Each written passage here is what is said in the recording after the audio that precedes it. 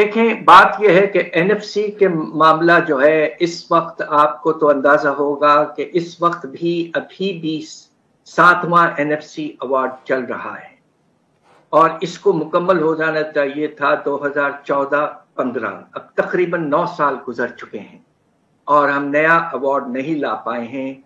हमने 8वां, 9वां और 10वां finance commission बैठाया हुआ है, तो इसी तरह से हमारी फेलियर है। और 18वीं तरमीम में एक बड़ा सिग्निफिकेंट अमेंडमेंट लाया गया था जिसके बारे में बहुत कम लोगों को इल्म है, और वो ये है कि ये कह दिया गया था कि जो शेयर डिविजिबल पूल से प्रोविंसेस का होगा वो आने वाले अवार्ड्स में 7वें अवार्ड से कम नहीं हो सकता, यानी कि 57.5% से कम नहीं हो सकता। और ये यकीनन आईएमएफ के सामने ये बहुत बड़ा शेर है। प्रोविंसेस ने हमें 2 तरीके से डिसअपॉइंट किया है।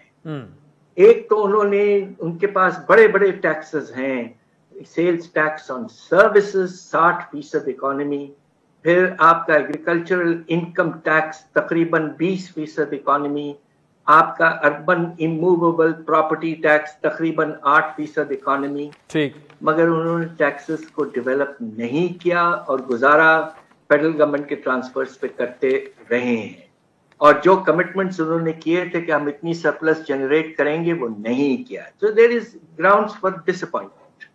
अब एक नया रास्ता मैं अगर आप चाहें तो खुल के कह दूं क्या? जी। देखिए, जो नया रास्ता ढूंढा गया है, आइन की तरमीम करना बहुत मुश्किल होता है, तो शेयर में तब्दीली नहीं लाई जाएगी।